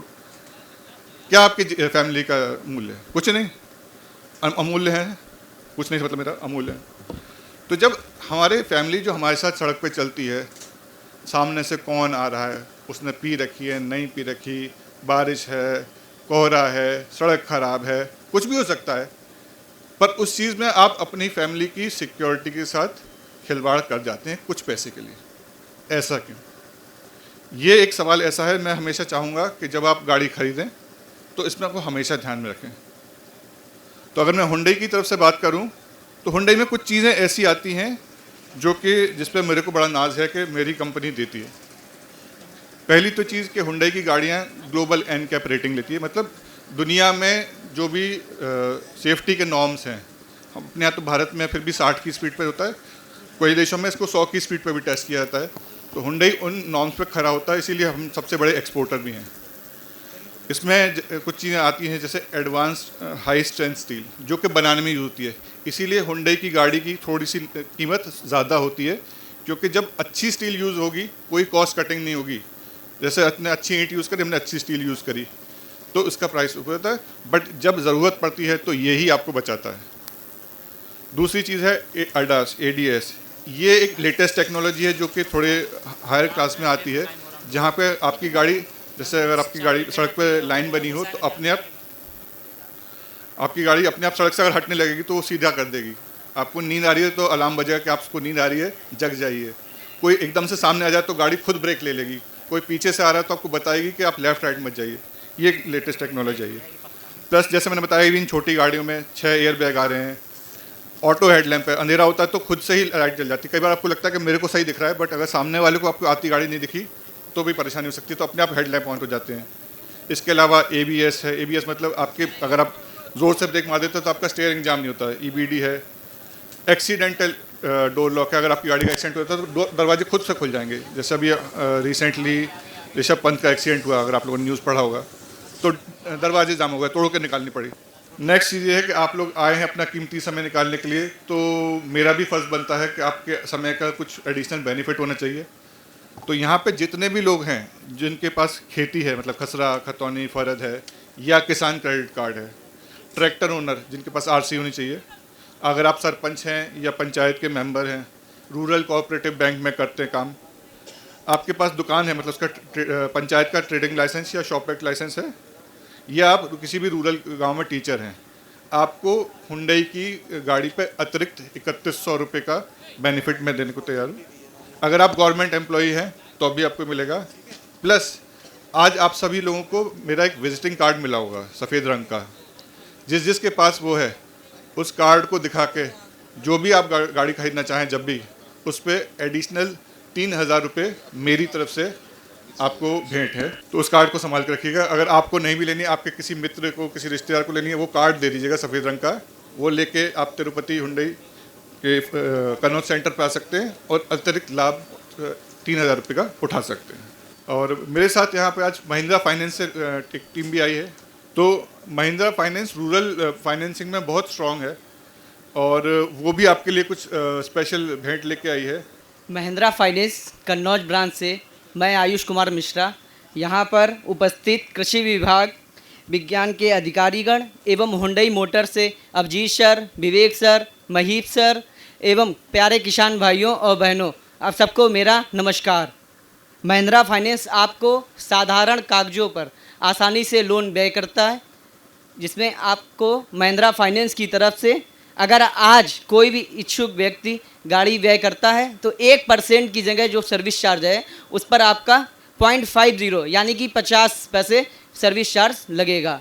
महिंद्रा फाइनेंस से लोन लेने के लिए साधारण से कागज Aadhaar card, PAN card, bank passbook और 6 चेक के इनकम प्रूफ में अपने पास सभी किसान भाइयों के पास एग्री होती है खतौनी, उसके बिहाफ पर हम लोन आसानी से दे सकते हैं आपको। इंटरेस्ट रेट का रहा सवाल तो हर प्रोफाइल पे अलग अलग है। जैसे कि किसान भाई के पास अगर 3 एकड़ है तो हम देंगे 10.5 रुपये IRR, यानी कि आएगा फ्लैट रेट 5.5 रुपये। अगर 25 बीघा से ऊपर है तो हम देंगे 10 रुपये, जिसमें आएगा हमारा 4.5 से 4 रुपये 75 पैसे के बीच में। एक सवाल, कोई बता सकता है कि हुंडई कब से स्टार्ट हुआ था? 1996। आ जाइए मैम, आगे आ जाइए। Thank you so much sir. Ma'am आपको मुबारक हो। मैं नेक्स्ट निवेदन करना चाहूँगी GC Katiyar sir, DD agriculture से। सर आप बताएं कि एग्रीकल्चर से रिलेटेड उत्तर प्रदेश के किसानों के लिए कौन कौन सी योजनाएं हैं, इसके बारे में यहाँ मौजूद जितने भी किसान भाई बहन हैं और ग्रीन टीवी के प्लेटफॉर्म के ज़रिए जो हमें देखेंगे उनको बताएं प्लीज़। आज इस किसान चौपाल में यहाँ पर उपस्थित सभी किसान भाई, कृषि विभाग के सभी अधिकारीगण, कृषि विज्ञान केंद्र के प्रभारी एसोसिएट डायरेक्टर साहब और उनकी पूरी टीम, उद्यान विभाग के जिला उद्यान अधिकारी महोदय और सभी जो यहाँ पर कंपनियाँ हैं, ग्रीन टीवी से, हुंडई से, धानुका से, न्यू हॉलैंड से, सभी को अभिवादन करते हुए मैं कृषि विभाग से अपनी बात कहना चाहूँगा। विशेष रूप से ये चौपाल आज आलू पर आयोजित की गई है। आलू के बारे में भी थोड़ी संक्षेप में चर्चा करना चाहूँगा। ज़िले में लगभग 50-55 हज़ार हेक्टेयर में आलू की खेती की जाती है और इसका जो क्षेत्रफल है वो लगातार बढ़ता चला जा रहा है। नई नई प्रजातियां आ गई हैं और बहुत उन्नत तकनीक से इस क्षेत्र में आलू की खेती की जाती है, इसलिए उत्पादन भी बहुत अच्छा होता है। बस थोड़ा क्वालिटी की बात अगर हम करें तो वो क्वालिटी आलू की यहाँ पर नहीं है जिसकी ज़रूरत है। नेशनल मार्केट में, इंटरनेशनल मार्केट में जो गुणवत्ता होनी चाहिए वो गुणवत्ता यहाँ पर नहीं है और उसके बहुत सारे कारण हैं। तो मैं इतना कहना चाहूँगा कि किसान भाई इस बारे में थोड़ा सा जागरूक हों। अभी जिला उद्यान अधिकारी महोदय आलू पर क्या संभावनाएं हैं, आलू पर क्या वो करने जा रहे हैं, उस पर वो बताएंगे। मैं उस पर उनकी बातों को यहाँ पर नहीं उठाना चाहूँगा क्योंकि ये उनका विषय है, उनको ही बताना होगा। लेकिन आलू के बारे में जिला उद्यान अधिकारी महोदय, जिलाधिकारी महोदय सभी लोग विशेष रूप से प्रयत्नशील हैं कि आलू में अच्छी वैरायटी यहाँ पर लगाई जाए, किसानों को अच्छी तरह से प्रशिक्षित किया जाए। अभी इतना ज़रूर कहना चाहूँगा कि अभी भी लोग फास्फेटिक और पोटेशिक खादों का प्रयोग आलू में धोआ के रूप में कर रहे हैं, जिसकी अब आवश्यकता नहीं है। इस समय आलू जो खड़ी फसल है उसमें केवल यूरिया का इस्तेमाल किया जा सकता है, बाकी और फर्टिलाइज़र देने की आवश्यकता नहीं है। जहाँ तक स्कीम्स की बात है मैं उस पर भी चर्चा करना चाहूँगा। कृषि विभाग बहुत बड़ी स्कीम लॉन्च किए हुए है माननीय प्रधानमंत्री जी की प्रेरणा से, और उनके द्वारा जो किसानों को आश्वासन दिया गया है कि हमारे किसानों की आय दूनी हो, तो उनको एक किसान सम्मान निधि के रूप में प्रत्येक 4 महीने पर 2-2 हज़ार रुपये उनके खातों में दिया जा रहा है। कुछ किसान जो कि इनकम टैक्स पेई हैं या कुछ लोग जो कि नौकरी में हैं या पेंशनर्स हैं, उनको छोड़ करके बाकी सभी लोगों को 2-2 हज़ार रुपये हर 4 महीने पर किसान सम्मान निधि के रूप में दिया जा रहा है। साथियों, इसमें मैं आपको बताना चाहूँगा, आप लोगों में से भी बहुत से लोग ये किसान सम्मान निधि पा रहे होंगे। ज़िले में लगभग 2,70,000 लोगों को किसान सम्मान निधि मिल रही है, लेकिन वर्तमान में इसको थोड़ा सा इसमें कुछ सत्यापन किए गए हैं, कुछ जो गलत नाम थे उनको हटाया गया है, और जो सत्यापन किए गए हैं उनमें तमाम सारे नाम अब हटाने की प्रक्रिया भी चल रही है। लेकिन अभी भी बहुत सारे किसान भाई ऐसे हैं जो कि पात्र हैं और वो भी अभी शामिल नहीं हो पाए हैं, या पा रहे थे, उनकी सम्मान निधि बंद कर दी गई है। तो ऐसे लोगों के लिए मुझे विशेष रूप से कहना है कि 2 तरह के किसान हैं, या तो उनका भूलेख अंकन नहीं हुआ है। साथियों, अभी पिछले 2-3 महीने में लग करके राजस्व विभाग और कृषि विभाग ने सभी किसानों को, जिनको कि किसान सम्मान निधि मिल रही है, उनका भूलेख अंकन किया है। क्योंकि बहुत सारे किसान भाई ऐसे थे जिनकी पास ज़मीन न होते हुए भी उनको इस योजना का लाभ मिल रहा था, उसको बंद किया गया है। लेकिन उनके बंद करने के बीच में जो सत्यापन हुआ, उसमें बहुत सारे ऐसे किसान भाई भी थे जिनके नाम ज़मीन है लेकिन भूलेख अंकन नहीं हो पाया है, तो उनकी रुक गई है। ऐसे लोगों से अनुरोध है कि वो तत्काल अपना खतौनी और आधार कृषि विभाग या लेखपाल के माध्यम से विभाग पर जमा करवा दें, ताकि उसको फीड कर दिया जाए, ऑनलाइन कर दिया जाए, तो उनको मिलने लगेगी। इसके अलावा एक और ई-KYC के बारे में जो व्यवस्था दी गई है, उसके बारे में भी मैं स्पष्ट करना चाहूँगा कि 13वीं किस्त इस जनवरी में जाएगी, और इस जनवरी में जाने वाली 13वीं किस्त, अभी तक ये कहा जाता रहा है कि ई-KYC जिनकी नहीं है उनको नहीं जाएगी, लेकिन सरकार थोड़ा लिबरल होते हुए इस किस्त को भेजती रही है। पर ये अब इस 13वीं किस्त के बाद ये लागू नहीं होगा। अब जिनकी ई-KYC नहीं हो पाई है उनकी अब किस्त नहीं जाएगी। इसलिए ई-KYC करा लें, जन सुविधा केंद्रों से करा लें। अगर अपने मोबाइल से खुद नहीं करा पा रहे हैं तो इसको जन सुविधा केंद्रों से तत्काल करा लिया जाए, और ये इसका सही समय यही चल रहा है। अगर इस समय ना कराया गया तो आपकी जो ये किस्त आने वाली है 13वीं किस्त, ये निश्चित रूप से रुक जाएगी इस बार। फिर आपको भटकना पड़ेगा, आप कृषि विभाग के, राजस्व विभाग के चक्कर लगाएंगे, वो ठीक नहीं होगा। और अभी भी 2,70,000 में लगभग 87,000 किसान ऐसे हैं जिनकी ई-KYC अभी नहीं हुई है। इसलिए मेरा अनुरोध है कि ई-KYC जरूर करा ली जाए। अगली स्कीम के बारे में बता दूं आपको, आलू में जहां सारी चीज़ों की आवश्यकता है, तमाम न्यूट्रिएंट्स की आवश्यकता है, वहाँ जिप्सम के बारे में भी कृषि वैज्ञानिकों का ये रिकमेंडेशन है कि जिप्सम का प्रयोग अधिक से अधिक किया जाए। सॉइल को पल्वराइज करता है, सल्फ़र ऐड करता है, जिसकी आलू में बहुत ज़रूरत होती है। तो जिप्सम हमारे कृषि विभाग पर 75% अनुदान पर देय है, 75% अनुदान पर जिप्सम किसानों को देय है।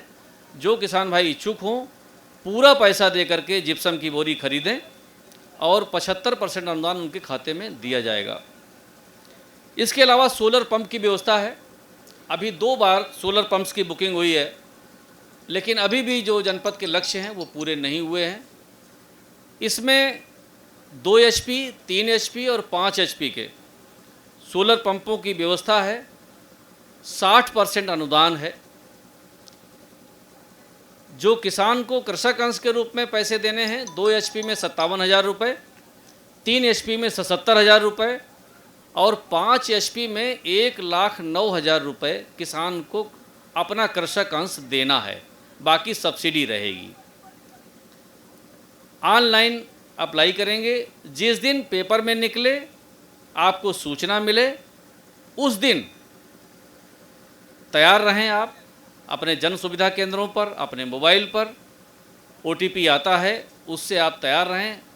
लगभग 11 बजे से शुरू होता है, और आपको मैं अलर्ट कर दूं कि 11 बजे शुरू होता है, लेकिन 11:02 या 3 मिनट पर ख़त्म भी हो जाता है।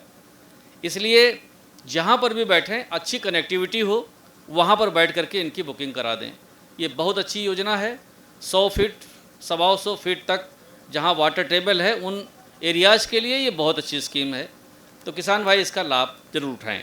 इसके अलावा फार्म मशीनरी बैंक जिसमें ट्रैक्टर्स पर अनुदान है, ट्रैक्टर्स और उनके साथ साथ इन सीटू पराली मैनेजमेंट के जो हमारे कृषि यंत्र हैं उनको मिलाते हुए अगर 15 लाख तक के कृषि यंत्र खरीदे जाते हैं तो 80% की छूट है। लेकिन ये छूट केवल एफपीओज के लिए है। इस वर्ष से ये छूट केवल एफपीओ को दी जा रही है। एफपीओ आप समझ रहे होंगे, फार्मर्स प्रोड्यूसर ऑर्गेनाइजेशंस, इनको दिया जा रहा है। यानी किसानों को इंडिविजुअली ना दे करके छूट, अब सामूहिक रूप से जो एफपीओ बने हुए हैं उनको ये अनुदान दिया जा रहा है। इसके अलावा जो हमारी प्रचार प्रसार की योजनाएं हैं, अभी रबी में हम लोग मिलियन फार्मर स्कूल के तहत पाठशाला, किसान पाठशाला का आयोजन भी हर न्याय पंचायत के 2-2 ग्राम पंचायतों में करेंगे। ये कार्यक्रम भी हमारा पिछले वर्षों में भी चलता रहा है और सामयिक जानकारी हम लोग इसमें भी किसान भाइयों को देते रहे हैं। इस वर्ष भी इस कार्यक्रम को चलाया जा रहा है।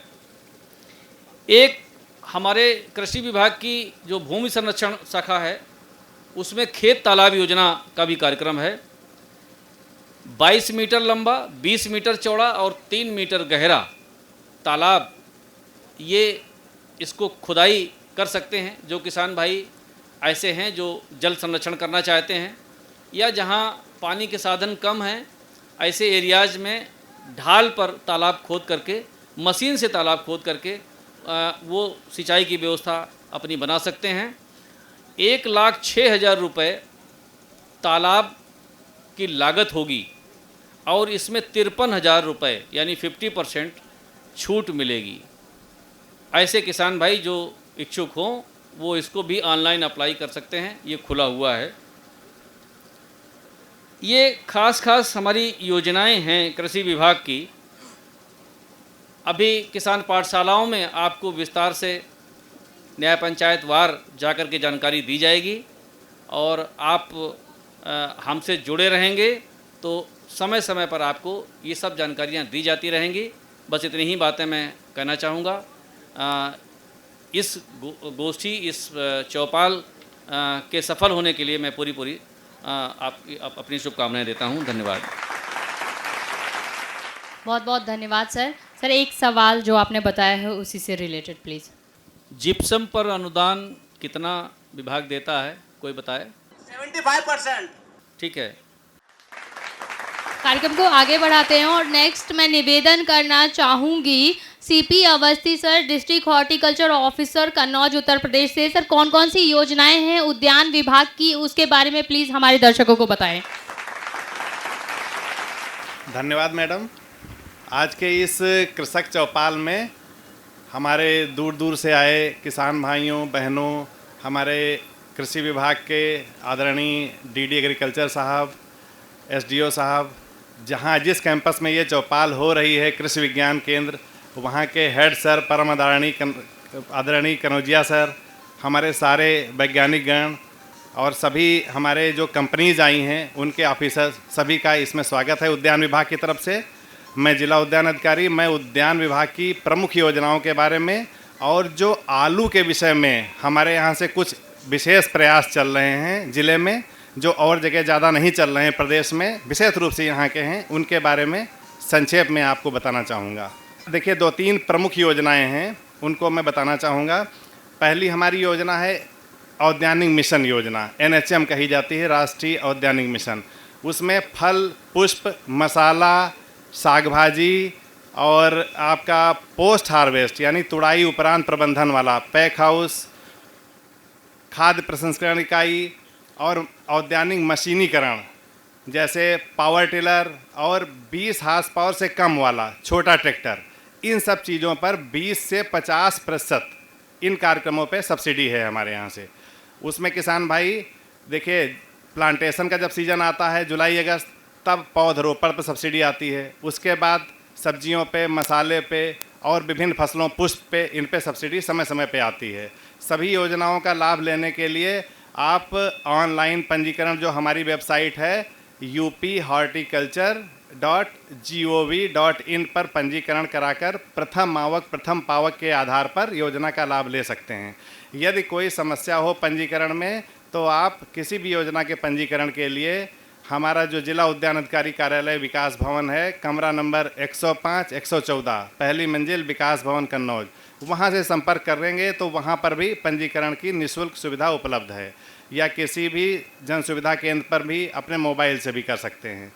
दूसरी योजना प्रमुख जो हमारी है वो है प्रधानमंत्री कृषि सिंचाई योजना। पानी की आप लोग देख रहे होंगे, वाटर लेवल लगातार नीचे जा रहा है और कम पानी में अच्छी खेती करने की हमें ज़रूरत है अब, जिससे कि पानी की भी बचत हो, उत्पादन की गुणवत्ता भी बढ़े और उसकी मात्रा भी बढ़े। उसके लिए प्रधानमंत्री कृषि सिंचाई योजना के अंतर्गत ड्रिप और स्प्रिंकलर सिस्टम, ये सिस्टम लगाने पर, इस सिस्टम से अगर आप सिंचाई करेंगे तो निश्चित रूप से आपका उत्पादन भी बढ़ेगा और पानी में भी 20 से 40-45% तक बचत होगी और उत्पादन भी 1.25 गुने, कभी कभी 1.5 गुने तक बढ़ेगा और निश्चित रूप से उसकी क्वालिटी, गुणवत्ता भी निश्चित रूप से बढ़ेगी। इसमें लघु सीमांत किसानों के लिए लागत का 90% सब्सिडी है, लगभग ये योजना फ्री है। 10% केवल किसान का लगना है। जो बड़े किसान हैं जिनके पास 2 हेक्टेयर से ज़्यादा ज़मीन है उनको लागत का 80% सब्सिडी है, तो इस योजना का भी आप लोग लाभ उठा सकते हैं। एक प्रमुख योजना है नमामि गंगे के अंतर्गत फलदार बाग लगाने की योजना। वो देखिए गंगा जी से 5 किलोमीटर के अंदर के गाँव के लिए है। यहाँ से गंगा जी दूर हैं, लेकिन आपके कोई परिचित हो जो गंगा जी के पास 5 किलोमीटर के अंदर तक रहते हों, उन सब के लिए बहुत अच्छी योजना है। उनसे अपने परिचित, अपने नाते रिश्तेदार, उनको बताइए। इतनी बड़ी योजना फलदार पौध लगाने के लिए कभी भी विभाग में नहीं आई, किसी ज़िले में नहीं है। केवल करीब 10 साल पहले बुंदेलखंड एरिया बहुत पिछड़ा है, जहां पीने तक का पानी बड़ी मुश्किल से मिलता है, कंकड़ पत्थर जैसी ज़मीन है, वहां इस तरह की योजना एक आई थी। उसी तर्ज पे अब गंगा किनारे के गाँवों के लिए कोई भी फलदार बाग लगाइए और 1 हेक्टेयर बाग में हर महीने केवल पौधे चलते रहें। 3,000 रुपये आपके खाते में हम हर महीने सत्यापन करेंगे, 3,000 रुपये आपके खाते में भेजेंगे 36 महीने तक, यानी 3 साल तक 1,08,000 रुपये प्रति हेक्टेयर। ये बहुत अच्छी योजना है। गंगा किनारे के गाँव के जो भी आपके परिचित हों उनको बताइए, वो इसका लाभ लें। अभी भी इसका काफ़ी लक्ष्य उपलब्ध है। यद्यपि ये बहुत अच्छा समय नहीं है फलदार बाग लगाने का, लेकिन फरवरी में यदि सिंचाई की अच्छी सुविधा हो और देखभाल करने की अच्छी सुविधा हो, तार वगैरह या फेंसिंग या कुछ न कुछ सुरक्षा की व्यवस्था, तो फरवरी में लगा सकते हैं और जुलाई, अगस्त, सितंबर 3 महीनों में बहुत अच्छा समय होगा। लगातार इसमें हम लोग प्रयास कर रहे हैं कि आप लोगों तक ये बात पहुँचे और आप लोग इसको लगाएं बाग को। इससे आपकी आर्थिक स्थिति भी सुधरेगी, गंगा जी का पर्यावरण भी सुधरेगा, सफाई भी होगी, निर्मल गंगा भी बनेगी। अगली योजना जो हमारी है, अधिकतर लोगों को, जैसे महिलाएं हमारी यहाँ बैठी हैं, बहुत से पढ़े लिखे लोग हैं, युवा हैं, बेरोजगार हैं, वो अपने घर में ही कोई भी खाने पीने की चीज़ की मैन्युफैक्चरिंग यूनिट डाल सकते हैं। कोई ज़रूरी नहीं कि बहुत बड़ी फैक्ट्री लगाएं या विशेष कहीं से ज़मीन खोजें। आप अपने घर में, अपने हाथे में, अपने या और कहीं जहाँ जगह उपलब्ध हो वहाँ कोई खाने पीने का आइटम बनाइए और उस पर जो भी मशीन, उपकरण और जो शेड अगर पहले से नहीं बना है, शेड बनाते हैं जिसमें ये मशीनें लगाएंगे, उस पर 35% सब्सिडी। कुछ नहीं तो आटा चक्की लगा सकते हैं, उस पर भी हम 35% सब्सिडी देंगे। कोल्हू लगाइए, आपका बेकरी लगाइए, भुजिया बनाइए, नमकीन बनाइए, दालमोट बनाइए, ब्रेड, बिस्कुट, कुछ भी बनाइए। आप डेयरी खोल सकते हैं। डेयरी में ख़ास बात यह है कि देखिए, जो जानवर पालेंगे आप, दूध वाले, भैंस या गाय, उस पर सब्सिडी नहीं है। जब दूध इकट्ठा हो गया, चाहे अपना स्वयं का हो चाहे खरीदिए, इसके बाद कुछ उत्पाद बनाना है, यानी मेन खाद्य प्रसंस्करण करना है, खाने पीने वाला कोई आइटम की मैन्युफैक्चरिंग करनी है, तो उसमें डेयरी पर भी दे देंगे। दूध से दही, खोया, पनीर, घी, मट्ठा बनाइए, साथ में दूध को भी खाली पैक करके बेचिए तो भी दे देंगे। दूसरा, आलू निर्यात के लिए भी हम लोग प्रयास कर रहे हैं। अभी जल्दी ही आगरा में भी बायर शेयर मीट होने जा रही। जो लोग इच्छुक होंगे, अभी मैं फ़ोन नंबर बताऊंगा, आप लोग नोट कर लीजिएगा, आप संपर्क करिएगा, तो वहां जाने के लिए हम लोग कोशिश करेंगे कि आपको भी जाने का मौका मिले आगरा में बायर सेलर मीट में, जिसमें आलू निर्यात के संबंध में आप लोगों को अवसर मिलेगा। तीसरा एक और है जिसमें यह कहा गया कि जो हमारा सबसे अच्छा रेट जहां मिलता है यूरोपीय देश हैं। हम लोग आलू अगर भेजते भी हैं तो अधिक से अधिक नेपाल, इसके बाद बहुत ज़्यादा जो प्रगतिशील हैं वो बांग्लादेश या श्रीलंका तक, इसके आगे नहीं बढ़ पाते हैं। आप लोग बताइए, अगर इसके आगे कोई कहीं भेजा हो या आपके परिचित ने भी इसके आगे कहीं निर्यात किया हो तो आप लोग हाथ खड़ा करिए। इसके अलावा कहीं नहीं। मैंने जो सर्वे किया है, इससे बहुत अच्छा रेट मिलेगा खाड़ी देशों में, और उससे भी बहुत अच्छा रेट यूरोप और अमेरिका में मिलेगा। यूरोप अमेरिका की खास बात यह है कि वो लोग कड़े नियम बनाए हैं कि PFA, पेस्ट फ्री एरिया हो, कोई भी रोग कीड़ा उस देश से ना आए जहाँ से हम खाद्य पदार्थ आयात कर रहे हैं। तो पेस्ट फ्री एरिया के लिए भी हम लोग प्रयास कर रहे हैं। उसके लिए केंद्रीय आलू अनुसंधान संस्थान और जो मेरठ में मोदीपुरम में कृषि विश्वविद्यालय है, सरदार पटेल कृषि विश्वविद्यालय, इन लोगों ने ज्वाइंटली PFA एरिया घोषित करने के लिए संयुक्त रूप से एक बड़ी प्रोजेक्ट बनाई है। उसको हम लोग जल्दी ही यहाँ कन्नौज और आगरा 2 जिलों के लिए लाने जा रहे हैं। और दूसरा, हमने आपको बताया, अच्छे बीज उत्पादन के लिए यूनिट यहाँ लगने के लिए हम लोग प्रयास कर रहे हैं। ये चीज़ें जब सफल होंगी तो आपका आलू जब बाहर जाने लगेगा तो अधिक उत्पादन में रेट गिरने की संभावना कम से कम रहेगी। ये कुछ प्रमुख जो प्रयास हमारे यहाँ किए जा रहे हैं उसके बारे में मैंने अवगत कराया। आप मेरा नंबर चाहें तो नोट कर सकते हैं, 94 50 44 94 36। बहुत बहुत धन्यवाद सर। मैं एक बार फिर से अनाउंस करना चाहूँगी, आप नंबर नोट कर सकते हैं। धानुका एग्रीटेक का toll free number 1800-102-1022, CNH industrial का टोल फ्री नंबर 1800-419-0124।